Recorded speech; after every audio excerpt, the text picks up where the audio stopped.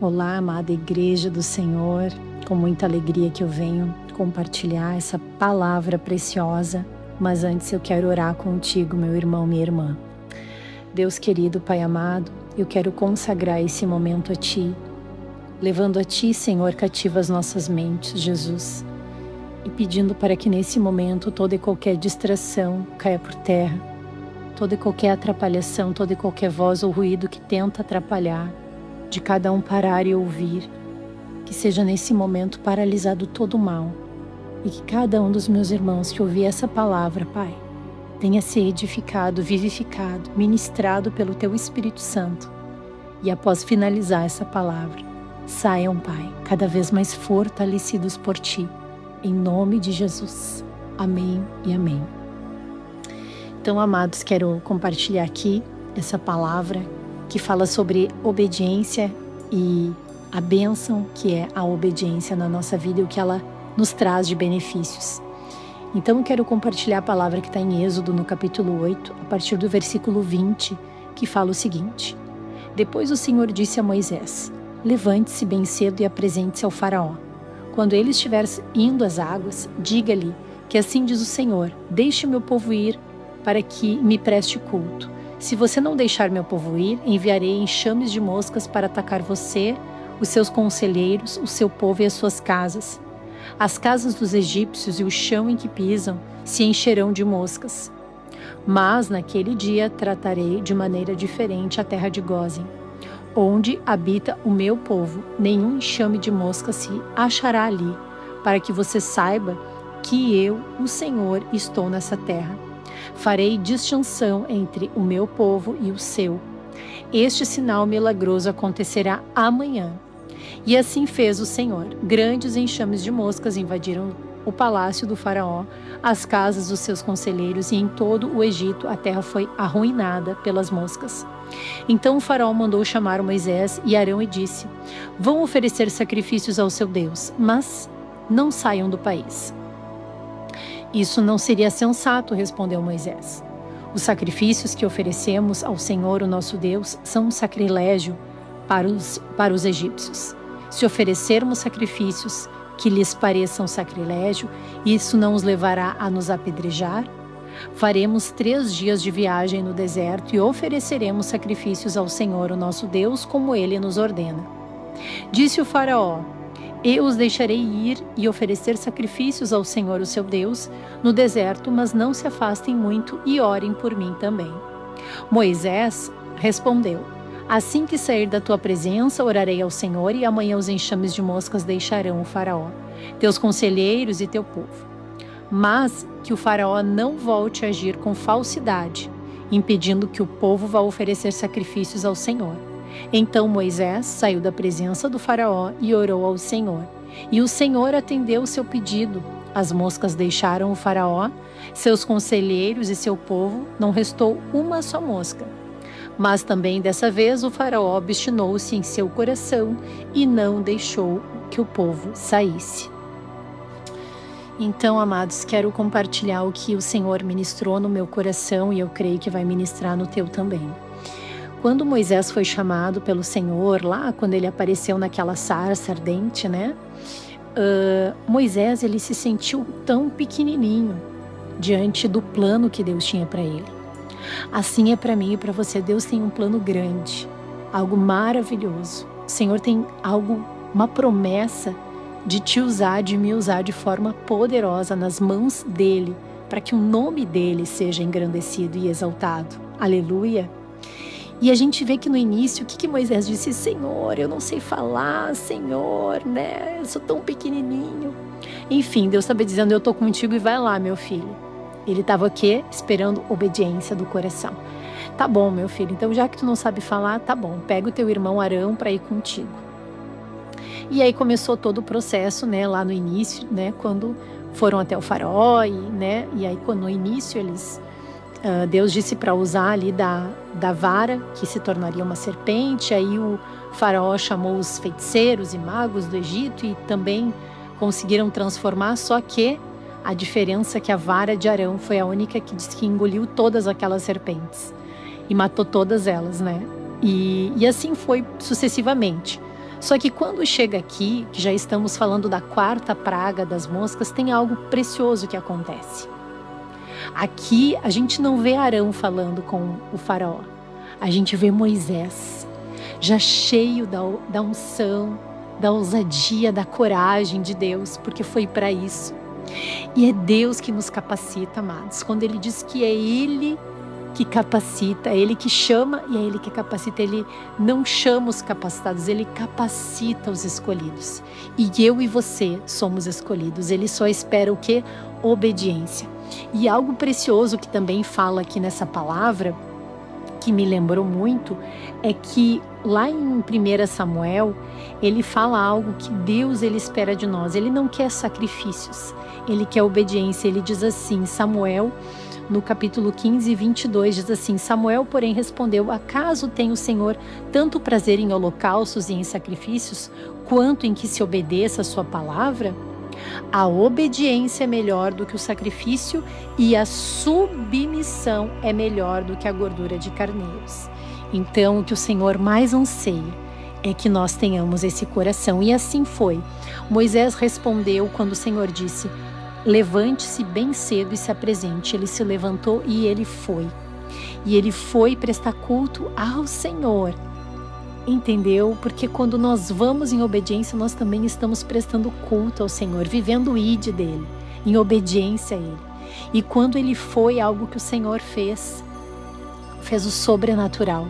Moisés nunca imaginou que ia vivenciar coisas poderosas e sobrenaturais a partir de um dizer: sim, Senhor, eis-me aqui.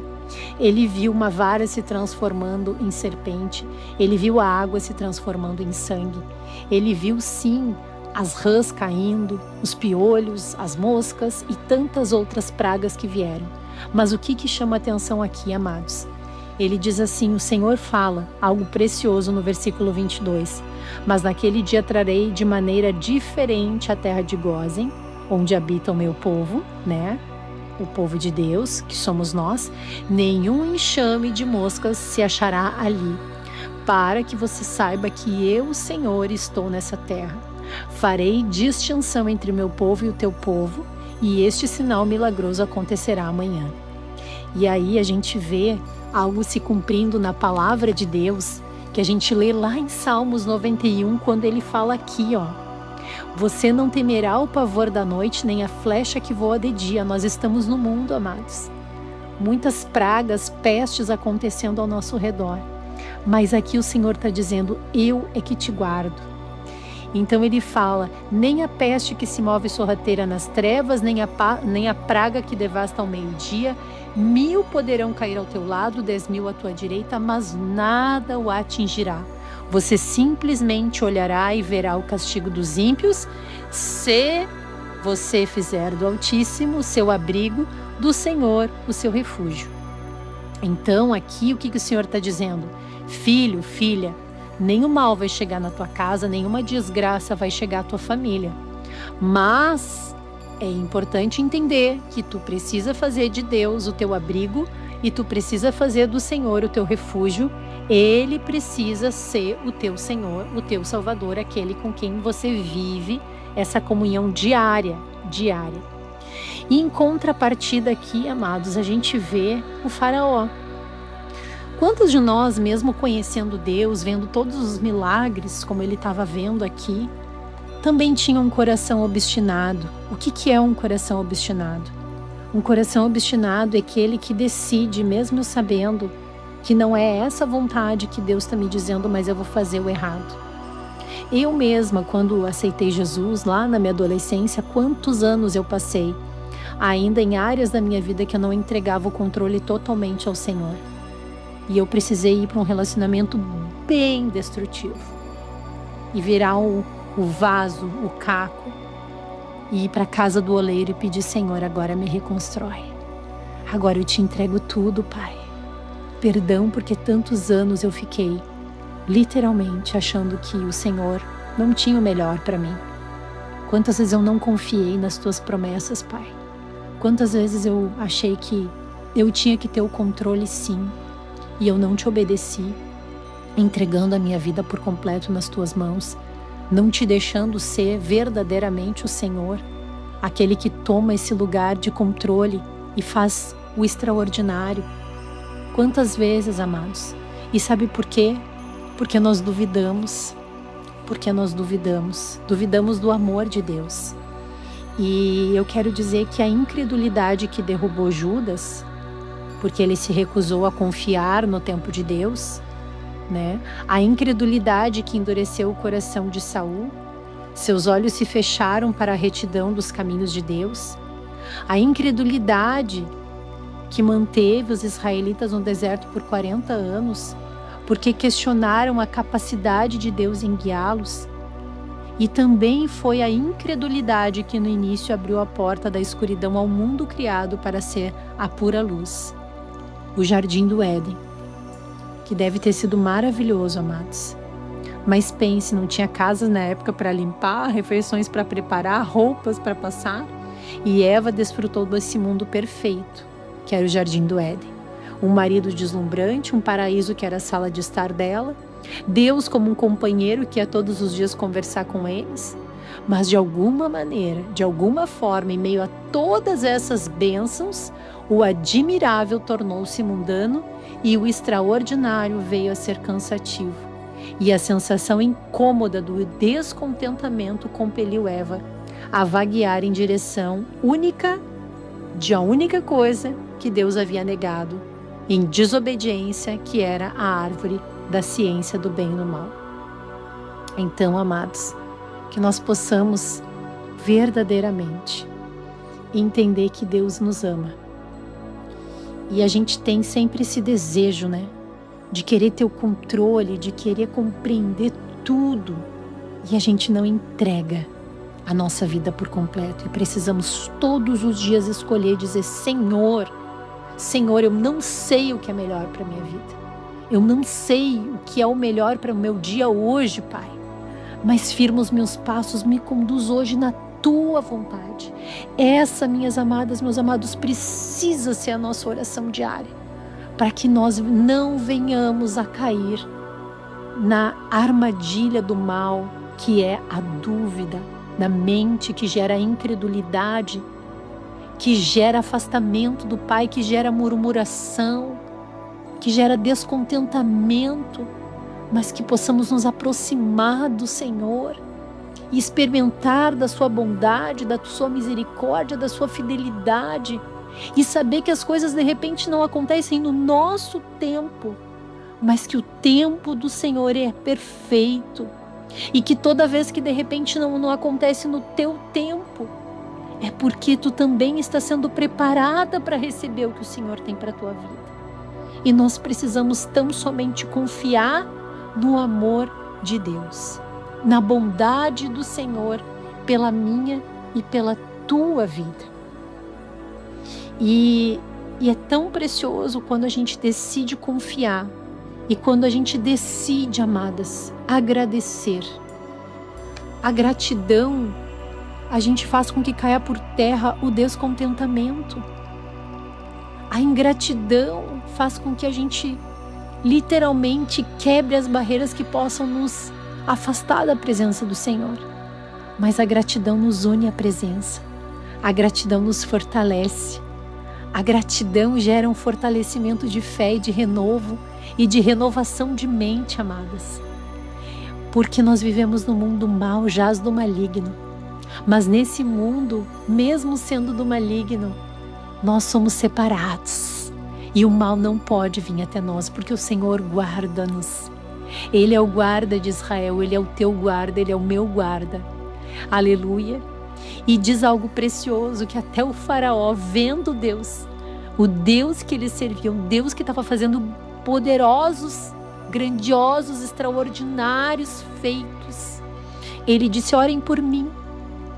Quantos conhecem a palavra, queridos? E fica assim: ora por mim, ora por mim. Mas e o que a pessoa está fazendo? Está vendo os milagres acontecendo, o extraordinário na vida do irmão que decide obedecer. E fica igual o faraó, com o coração ainda obstinado. Não, mas eu quero assim. É desse jeito que eu quero viver a minha vida. Não, mas é eu que quero coordenar. Não, mas o controle está na minha mão. E cada vez mais, em vez de receber bênção, vai literalmente indo para caminhos mais e mais tortuosos. Então, que nós possamos entender que o que o Senhor mais deseja para que a gente viva os milagres que Ele tem para realizar em nós e através de nós, começa com a obediência. Que o Senhor te abençoe, que o Senhor te fortaleça. E se o Senhor ainda não é o centro, faz essa oração comigo agora. Com a tua boca, fala em voz que tu possa ouvir a tua voz para que o mundo espiritual ouça. Coloca a tua mão no teu coração. Senhor Jesus, eu quero nesse momento reconhecer-te como meu único e suficiente Senhor e Salvador da minha vida, Jesus. Eu abro a porta do meu coração para que tu entres, habites e toma o controle hoje de todas as áreas da minha vida. Me perdoa se até aqui eu tenho assumido esse controle, mas hoje eu entendo que eu quero entregar a ti, para que a partir de hoje a minha vida viva, eu desfrute das promessas, do plano perfeito, do extraordinário que tu tens para realizar em mim e através de mim. E mesmo nas aflições que eu sei que passarei, obrigada pela certeza de que tu está e estará comigo até a consumação dos séculos. Em nome de Jesus. Amém e amém.